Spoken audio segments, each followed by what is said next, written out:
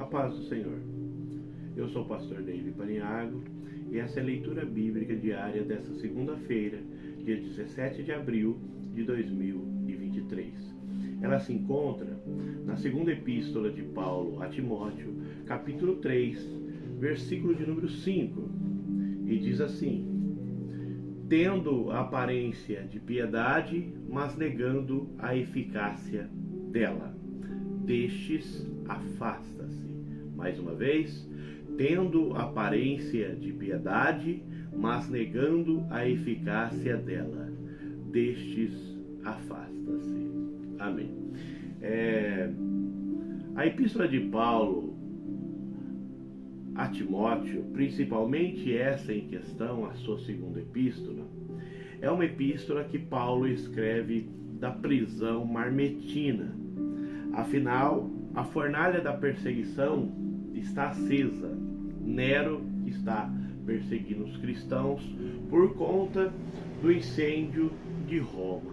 Paulo está preso como o líder do cristianismo e ele sabe que o seu sangue já está sendo oferecido por libação como sacrifício. E sabendo do seu martírio, ele tem a preocupação de dar as últimas instruções a seu filho na fé, Timóteo, um jovem pastor que estava em Éfeso. E a preocupação de Paulo é que Timóteo saiba agir, tenha maturidade, saiba enfrentar o tempo do fim. O primeiro versículo do capítulo 3 diz assim: sabe, porém, isso, que nos últimos dias sobrevirão tempos trabalhosos. Segundo John Kelly, esses tempos trabalhosos representam o período anterior à parúcia, a segunda vinda do Senhor Jesus. Porém, a maioria dos teólogos discorda dele. Acredita que os tempos trabalhosos refere-se aos últimos dias a partir do surgimento da igreja, o derramamento do Espírito Santo em Pentecostes até a volta do Senhor, porque foi assim que Pedro interpretou a profecia de Joel. Para Pedro, aquele dia fazia parte dos últimos dias. Então já estamos nesse período que a gente até chama de tempo dos gentios, associado a esses tempos trabalhosos. Para descrever esses dias trabalhosos, difíceis e violentos, Paulo emprega um termo grego usado para descrever o endemoniado gadareno, indicando que a violência, a multiplicação de iniquidade desses dias serão também citados por demônios.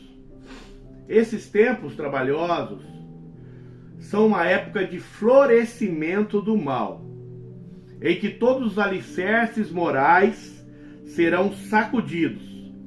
É como se o mundo tornasse ainda mais mundano. A partir do verso 2 diz assim: porque haverá homens amantes de si mesmos, avarentos, presunçosos, soberbos, blasfemos, desobedientes a pais e mães, ingratos, profanos, sem afeto natural, irreconciliáveis, caluniadores, incontinentes, cruéis, sem amor para com bons, traidores, obstinados, orgulhosos, mais amigos dos deleites do que amigo de Deus. Aí chegamos no versículo 5. Tendo aparência de piedade, mas negando a eficácia delas.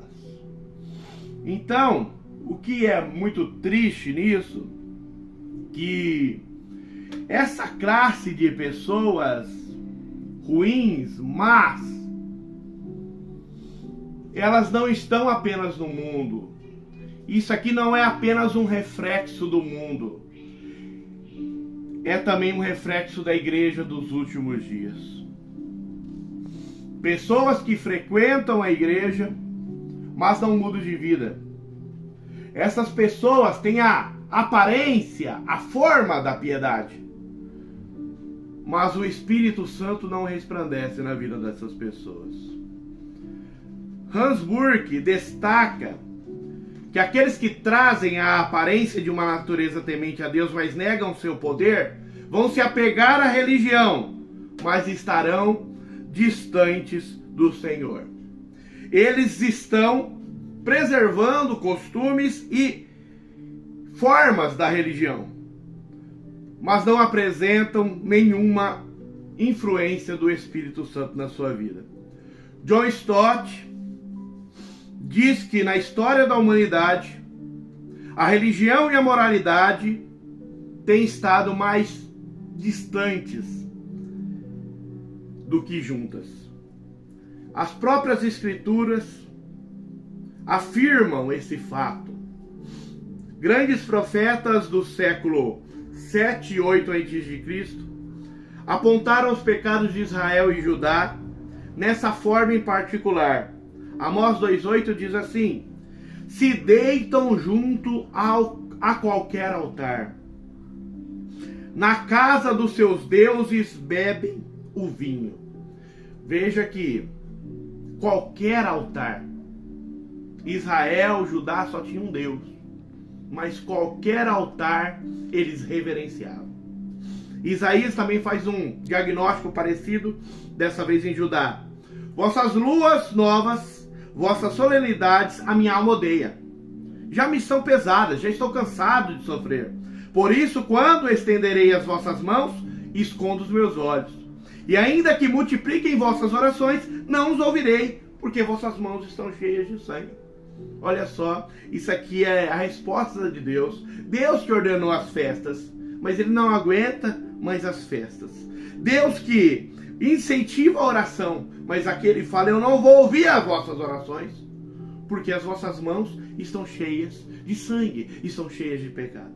Jesus também denunciou a hipocrisia de fariseus, que era um reflexo dessa aparência de piedade.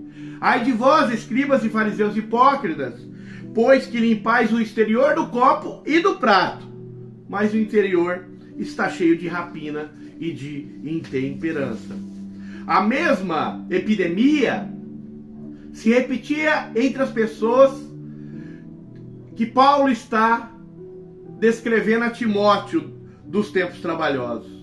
São pessoas que frequentam a igreja, que cantam hinos congregacionais, que dizem amém quando o pastor prega, que ofertam e dizimam na casa do Senhor. Elas até falam de maneira piedosa, mas dentro de si, como Jesus fala, são sepulcros caiados. É religião sem moral, é fé sem obras. Paulo orienta e aconselha Timóteo: destes, afasta-se. Ele não está ordenando a Timóteo para que fique longe de todos aqueles que pecaram, afinal todos são pecadores. Para ficar completamente longe de quem peca, seria necessário sair do mundo. 1 Coríntios 5,10. O que Paulo está dizendo é que Timóteo não deve ter comunhão com aqueles que se dizem cristãos, mas vivem de forma desordenada ou hipócrita. Eu quero concluir aqui com 1 Coríntios capítulo 5, versículo 11. Mas agora vos escrevi que não vos associeis com aquele que, dizendo-se irmão, for devasso, ou avarento, ou idólatra, ou maldizente, ou beberrão, ou roubador. Com o tal, nem ainda comais. Não se associe, não faça aliança, não sente na mesa de quem pratica o mal, mesmo que pareça praticar o bem. Quero, nesse momento, orar pela sua vida, por esses tempos trabalhosos que vivemos. Senhor Jesus, muito obrigado, Senhor, por mais uma vez estar expondo um trecho da tua palavra. Ó Senhor, pela graça, pelo teu Espírito Santo em mim, eu sou grato. Ó Deus maravilhoso, eu creio que eu vivo esse tempo trabalhoso, esse tempo difícil. Pai Santo, tremendo e maravilhoso, que haja sobre cada um de nós o discernimento do Espírito, que não venhamos nos associar, Senhor, a pessoas hipócritas, Senhor. Ó Deus maravilhoso, Deus tremendo, guarda-nos, Senhor Jesus, de ter comunhão com esses. Ó Pai querido e poderoso, dai-nos, Senhor Jesus Cristo, a influência do Teu Espírito Santo sobre a vida de cada um de nós. Ó Senhor, que o Teu Espírito fale através da Tua palavra e que a nossa vida, Senhor, venha a ser transformada a cada dia. Pai tremendo e maravilhoso, capacita-nos para viver, Senhor, nestes dias. É o que eu te peço em nome de Jesus. Amém. Deus